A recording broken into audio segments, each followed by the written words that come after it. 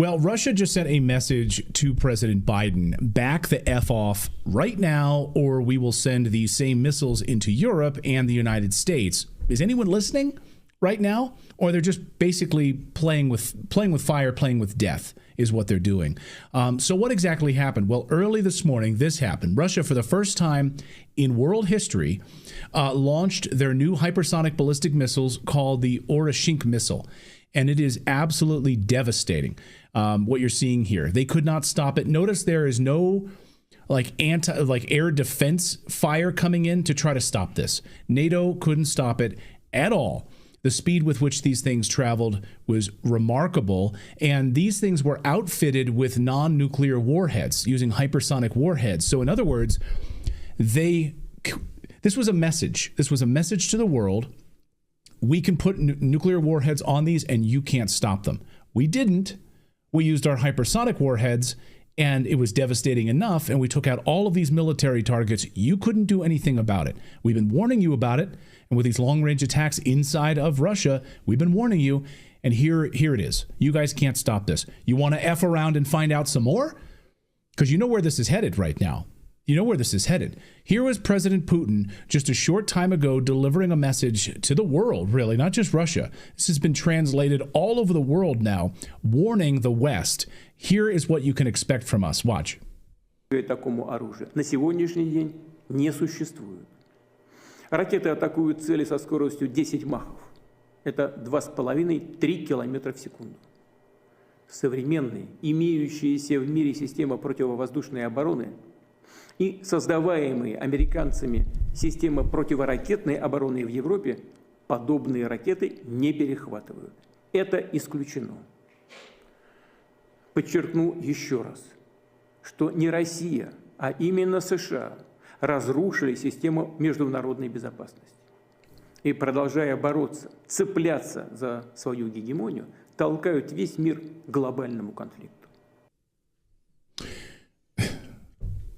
I mean, just let this sink in for a second. Well, you'd have to be a meathead to be like, yeah, I want that.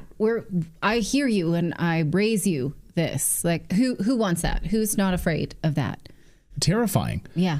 Terrifying to think. And by the way, 3,000 miles, the range on these, 1,000 miles up to 3,000 miles, hit all of these European targets, and they can't do anything to stop it.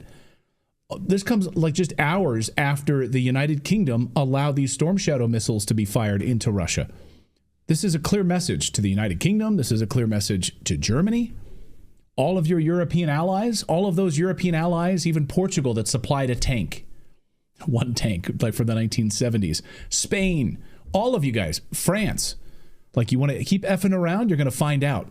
Now, Zelensky got on his cell phone and recorded a quick message in response to this, saying they're still trying to gather the information about these advanced weapons that Russia fired into their territory. But he basically said they're treating Ukraine as a proving ground for these advanced weapons. Yeah, how astute of you. Сьогодні була нова російська ракета. Всі характеристики, швидкість, висота міжконтинентальної балістичної. Зараз тривають експертизи. Очевидно, що Путін використовує Україну як полігон. Yeah.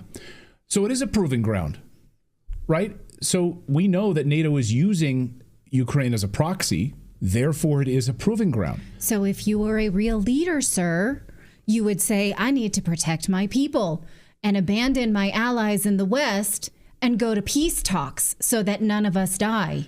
That's what a real leader would do. That's what a real man would do. I mean, did you see overnight Zelensky basically admitted that, hey, all of our talk about trying to get Crimea back by force, it's not going to happen. We're not going to be able to get it back by force.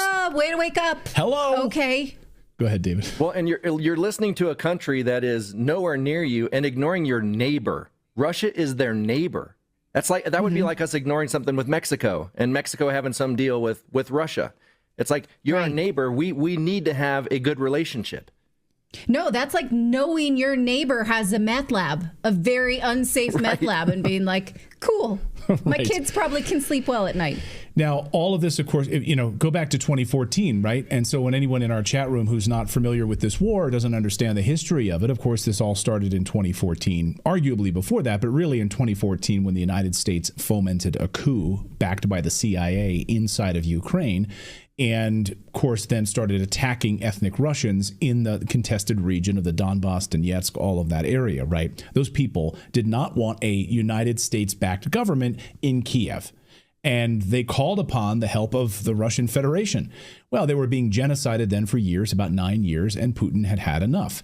They had a peace agreement on the table that was, of course, scuttled.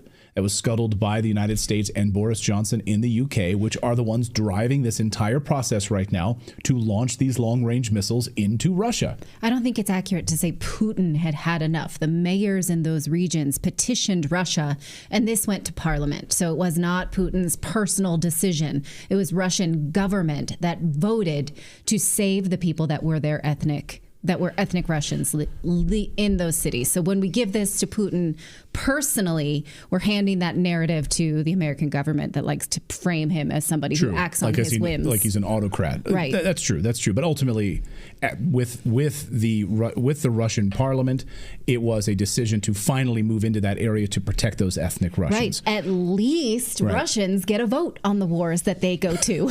We don't. That.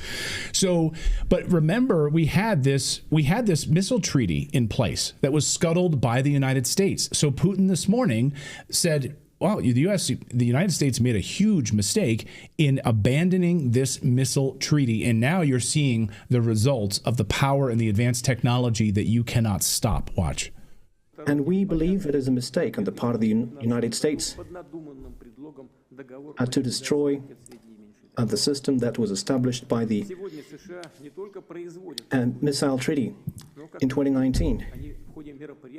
We see that the United States and their allies are now considering and has successfully tested their capabilities to deploy advanced missile systems in different parts of the world. And their exercises routinely include the use of such weapons. Russia has unilaterally refused to deploy intermediate and small-range missiles until we see similar weapons deployed by the United States in a region of the world. The use of the novel system, which was essentially an operational test, was carried out in response to the decisions made by the United States and their allies. So this new novel system, he admits it was a test. And he then says it went off flawlessly. And as you can see here again, this was the launch of it. Nothing even came close to stopping these hypersonic attacks in Ukraine using these advanced weapon systems, traveling at the speed and the distance that they did. Now, the New York Times today has